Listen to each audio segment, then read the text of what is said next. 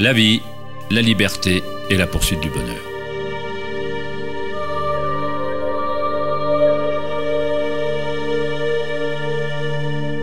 On vit sa vie à la poursuite du bonheur qui se trouve quelque part, comme s'il s'agissait d'un produit. Nous sommes devenus esclaves de nos propres désirs et envies. Le bonheur n'est pas une chose qu'on peut poursuivre ou acheter comme un costume bon marché. C'est Maya, l'illusion, le jeu perpétuel de forme. Dans la tradition bouddhiste, samsara, ou le cycle perpétuel de souffrance, est perpétré par l'envie du plaisir et l'aversion de la douleur. Freud en faisait référence par le terme de « principe du plaisir ». Toutes nos actions tendent à créer du plaisir, à obtenir ce qu'on veut ou à rejeter les choses indésirables qu'on ne veut pas.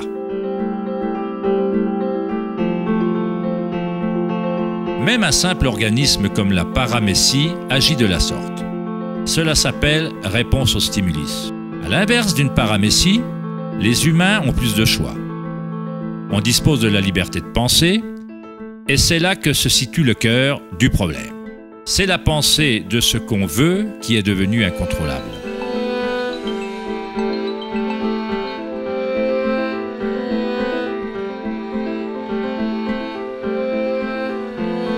Safety systems armed.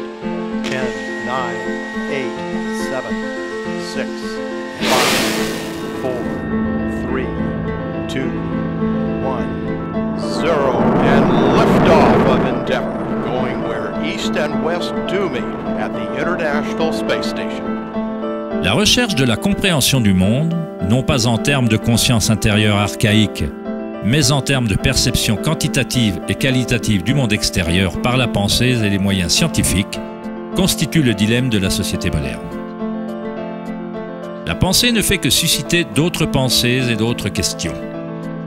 On cherche à connaître l'être le plus profond qui crée le monde et guide son cours. Mais on conçoit son essence comme hors de nous-mêmes, pas en tant que chose vivante, intrinsèque à notre propre nature. C'est le célèbre psychiatre Carl Gustav Jung qui dit « Celui qui regarde à l'extérieur rêve, celui qui regarde à l'intérieur est éveillé. » Il n'y a rien de mal à vouloir être éveillé, être heureux. Mais on a tort de chercher le bonheur à l'extérieur quand on peut le trouver à l'intérieur.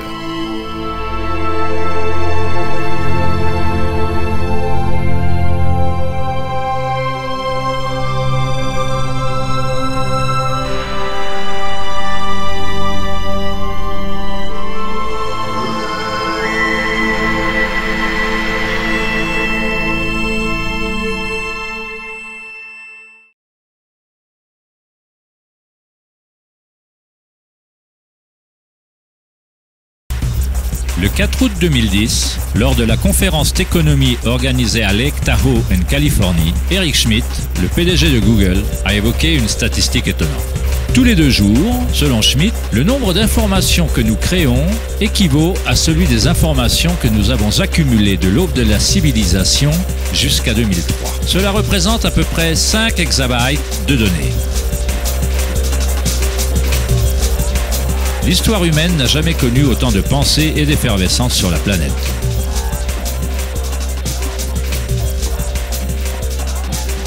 Se pourrait-il qu'à chaque fois qu'on pense résoudre un problème, on en crée 2 autres? À quoi cela sert-il de penser autant si cela ne mène pas à un bonheur plus grand? Sommes-nous plus heureux, plus sereins? La pensée nous rend-elle plus gais? Ou nous isole-t-elle?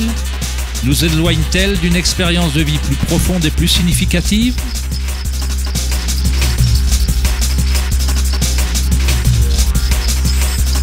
Penser, agir et faire doit s'équilibrer avec être.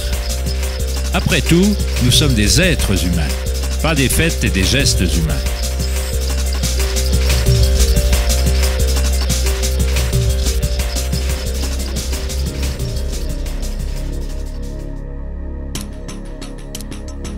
On veut le changement et la stabilité en même temps.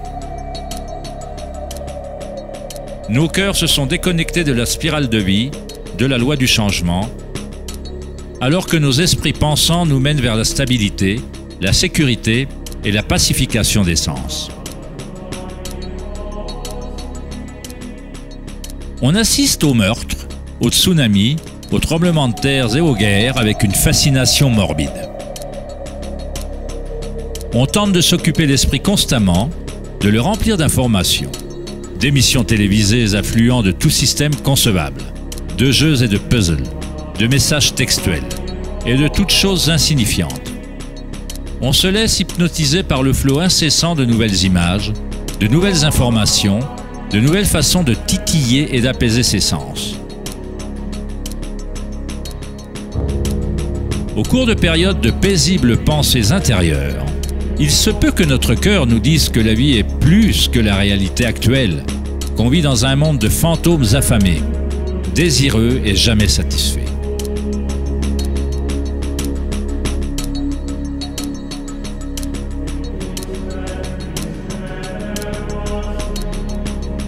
Nous avons créé un maelstrom de données circulant autour de la planète pour mieux penser, pour proposer plus d'idées permettant de réparer le monde, pour résoudre les problèmes qui n'existent que parce que l'esprit les a créés. La pensée a créé cet énorme bourbier dans lequel nous nous trouvons actuellement. On fait la guerre aux maladies, aux ennemis et aux problèmes. Paradoxalement, le produit de notre résistance persiste. Plus on résiste à une chose, plus elle se renforce. C'est comme faire travailler un muscle. En fait, on renforce la chose même dont on veut se débarrasser. Dès lors, quelle alternative existe-t-il à la réflexion? Quels mécanismes les humains peuvent-ils utiliser pour exister sur cette planète?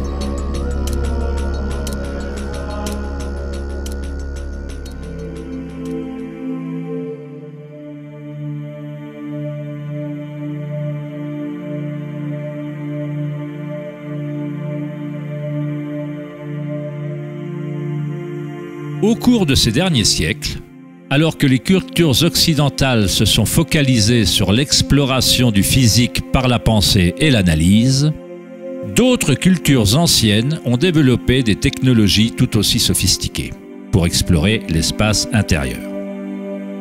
C'est la perte du lien avec nos mondes intérieurs qui a déséquilibré notre planète.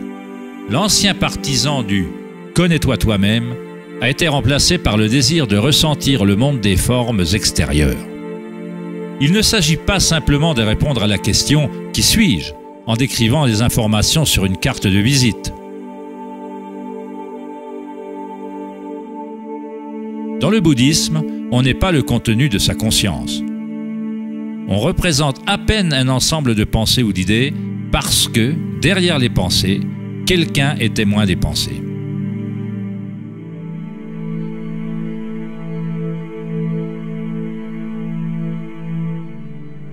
L'essentiel « connais-toi toi-même » est un koan, une devinette introuvable.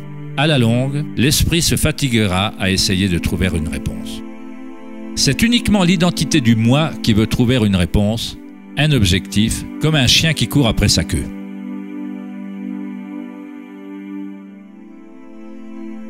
La vérité sur ce qui on est ne demande pas de réponse puisque toute question est créée par l'esprit égoïque. Vous n'êtes pas votre esprit.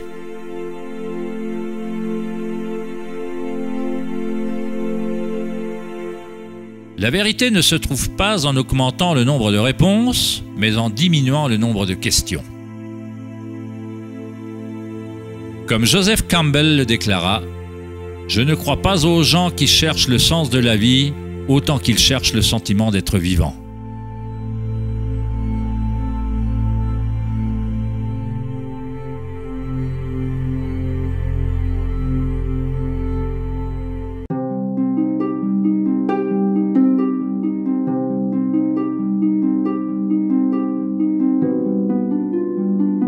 Quand on demanda au Bouddha « Qu'êtes-vous » il répondit simplement « Je suis éveillé ». Qu'est-ce que ça veut dire, être éveillé?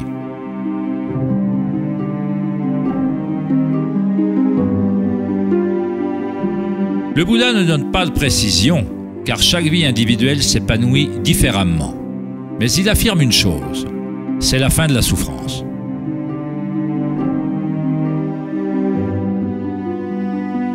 Dans chaque grande religion, cet état d'éveil porte un nom: paradis, nirvana ou moksha. Il suffit d'avoir l'esprit au calme pour se rendre compte de la nature du courant. Tout le reste suit dès lors que l'esprit est calme. Dans cette tranquillité, les énergies intérieures s'éveillent et fonctionnent sans aucun effort. Comme le disent les taoïstes, Qi suit la conscience.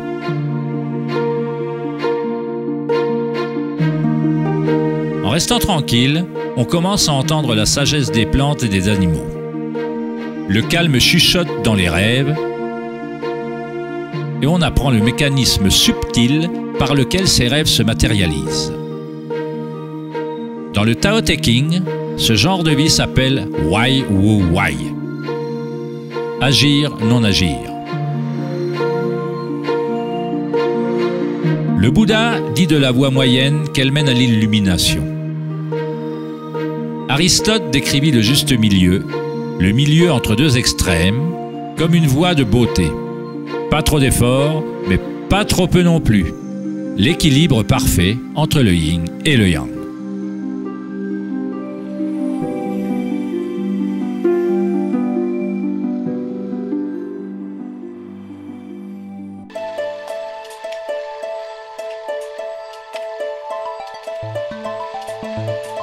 La notion du Vedanta des Mayas, ou l'illusion, est le fait de ressentir la projection de l'environnement par la pensée plutôt que l'environnement lui-même.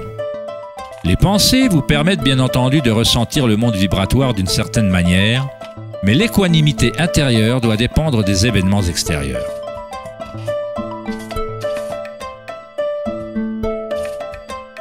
Croire en un monde extérieur indépendant du sujet qui perçoit est fondamental à la science. Mais nos sens ne nous donnent que des informations indirectes.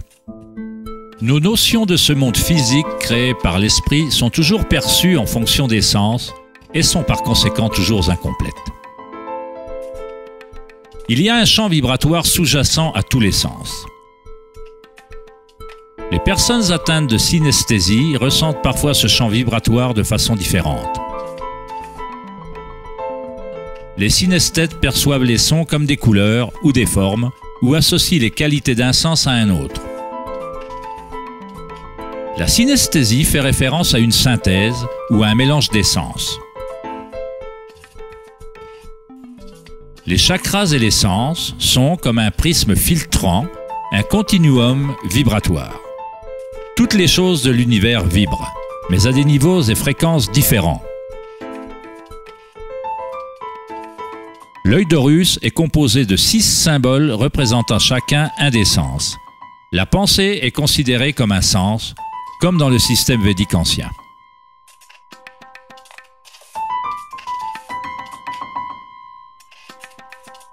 Les pensées nous parviennent au moment même où le corps ressent des sensations. Elles proviennent de la même source vibratoire. La pensée n'est qu'un outil, un des 6 sens.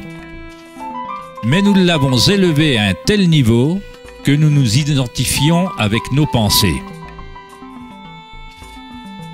Ne pas identifier la pensée comme un des 6 sens est très significatif. On se laisse tellement submerger par la pensée que d'essayer de la définir en termes de sens est comme parler de l'eau à un poisson. L'eau. Quelle eau?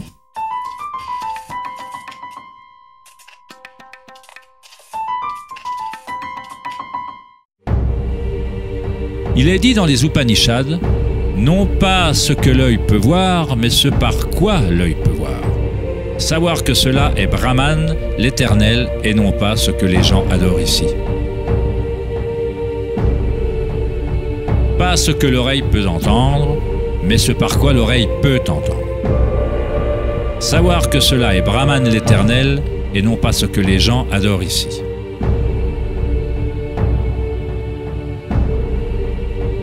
Pas ce que la parole peut éclairer, mais ce par quoi la parole peut être éclairée. Savoir que cela est Brahman, l'éternel, non pas ce que les gens adorent ici.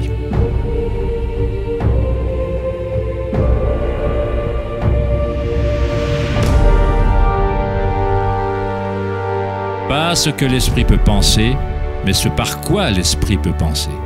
Savoir que cela est Brahman l'Éternel, et non pas ce que les gens adorent ici.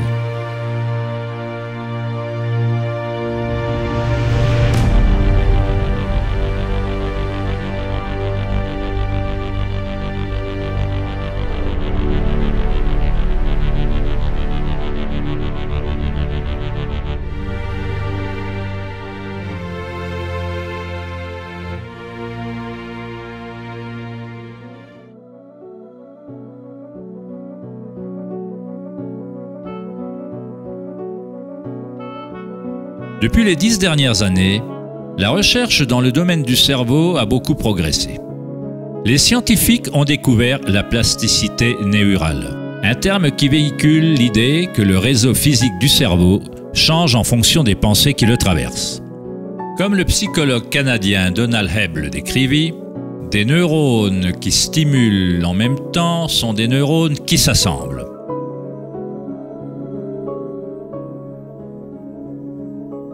Les neurones se relient le plus quand une personne focalise son attention. Cela signifie qu'on peut diriger notre propre expérience subjective de la réalité.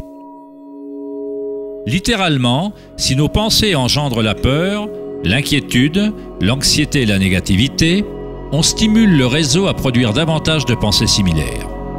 Si nos pensées engendrent l'amour, la compassion, la gratitude et la joie, on stimule le réseau à reproduire ces expériences. Mais comment fait-on si la violence et la souffrance nous entourent? Ne s'agit-il pas d'une forme d'illusion ou d'idéalisme? La plasticité neurale ne ressemble-t-elle pas à la notion du nouvel âge, qui crée la réalité par des pensées positives? En fait, il s'agit de la même chose que le Bouddha enseigna il y a 2500 ans. On pourrait décrire la méditation vipassana, ou méditation profonde, de plasticité neuronale autodirigée. On accepte sa réalité exactement telle qu'elle est en réalité. Mais on la ressent au niveau fondamental des sensations, au niveau vibratoire ou au niveau énergétique, sans qu'elle soit préjugée ou influencée par la pensée. En focalisant son attention au niveau fondamental de la conscience, on crée un réseau qui suscite une perception tout à fait différente de la réalité.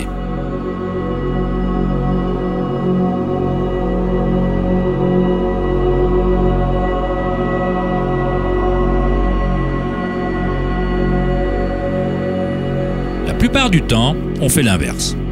On laisse constamment des idées sur le monde extérieur influencer nos réseaux neuraux, mais notre équanimité intérieure éprouve le besoin de ne pas être conditionné par les événements extérieurs.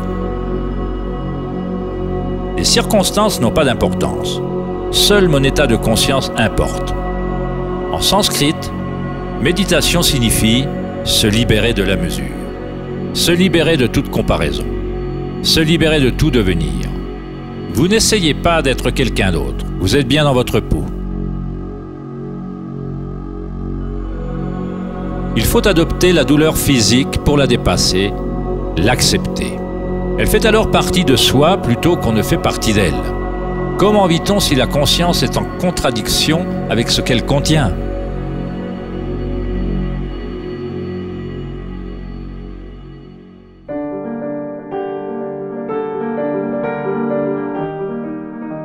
Comment vide-t-on son cœur d'ambitions insignifiantes? Cela doit être la révolution totale dans la conscience. Un changement radical d'orientation du monde extérieur vers le monde intérieur.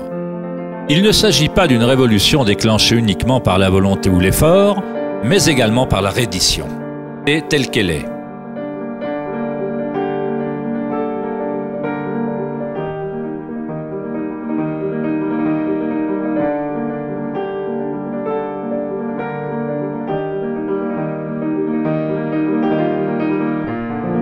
L'image du cœur ouvert du Christ exprime avec force l'idée qu'on doit accepter toute douleur, qu'on doit tout accepter si on veut rester ouvert à la source évolutionnaire. Cela ne veut pas dire que vous devenez masochiste. Vous ne recherchez pas la douleur. Mais quand elle se présente, ce qui est inévitable, vous acceptez simplement la réalité comme elle est au lieu de vouloir une autre réalité. Les Hawaïens croient depuis longtemps qu'on apprend la vérité par le cœur. Le cœur dispose de sa propre intelligence tout aussi distinctement que le cerveau. Les Égyptiens croyaient que le cœur, et non le cerveau, était la source de la sagesse humaine. Le cœur était considéré comme le centre de l'âme et de la personnalité. C'était par le cœur que le divin parlait pour faire connaître leur vraie voix aux Égyptiens anciens. Ce papyrus décrit la pesée du cœur. Aller dans l'au-delà avec un cœur léger était considéré comme une bonne chose. Cela voulait dire qu'on avait bien vécu.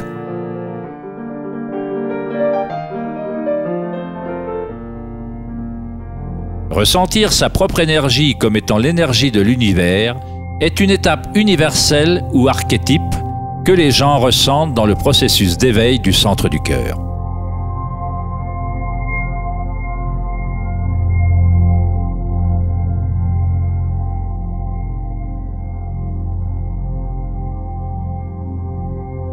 Tout ne fait qu'un lorsqu'on s'autorise à ressentir cet amour, à être cet amour, lorsqu'on relie notre monde intérieur avec le monde extérieur.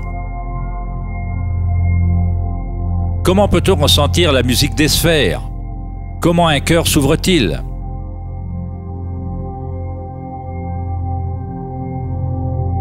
Sri Ramana Maharshi déclara « Dieu est en vous, en tant que vous, et vous ne devez rien faire pour être Dieu, réalisé ou autoréalisé. Il s'agit déjà de votre véritable état naturel. Abandonnez toute recherche, concentrez-vous vers l'intérieur et sacrifiez votre esprit à votre être unique en rayonnant dans le cœur de votre être même. L'introspection est la voie directe et immédiate vers l'expérience personnelle vécue dans le présent.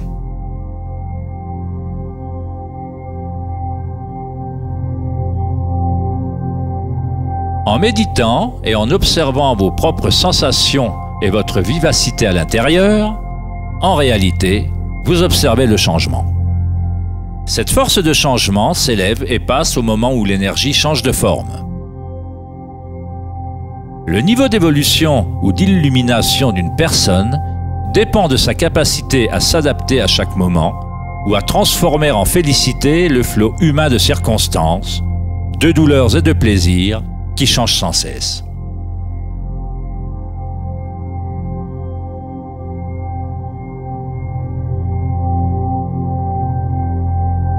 Léon Tolstoï, auteur de Guerre et paix, dit « Tout le monde pense à changer le monde, mais personne ne pense à se changer soi-même. »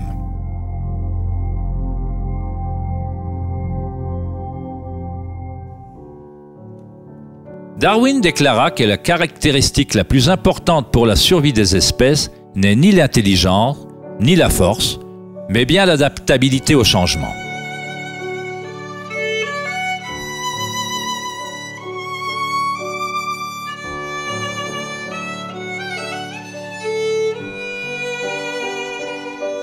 On ne doit pas s'émettre en adaptation. C'est l'enseignement bouddhiste d'Anika. Tout s'élève et s'éloigne en changeant sans cesse. La souffrance n'existe que parce qu'on s'attache à une forme particulière.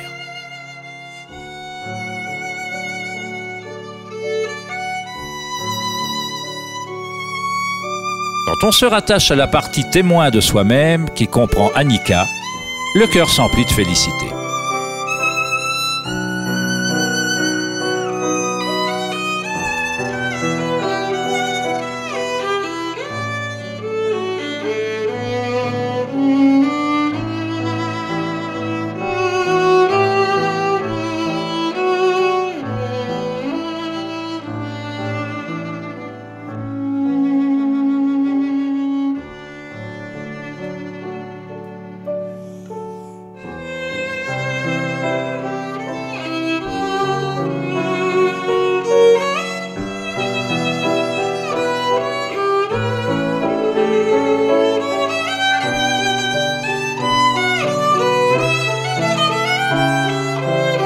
saints, les sages et les yogis à travers l'histoire font la description unanime d'une union sacrée se produisant dans le cœur.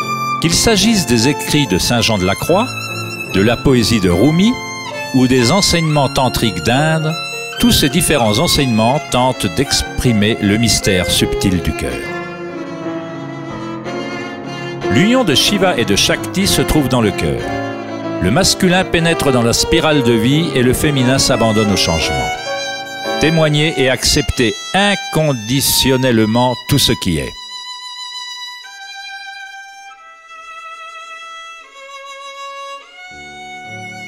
Pour ouvrir son cœur, on doit s'ouvrir au changement.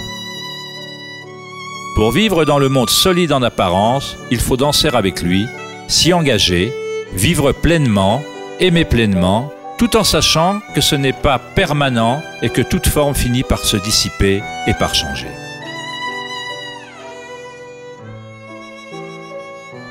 La félicité est l'énergie qui répond au calme. Elle naît en vidant la conscience de tout son contenu. La conscience, c'est le contenu de cette énergie de félicité engendrée par le calme. Une nouvelle conscience du cœur. Une conscience reliée à tout ce qui est.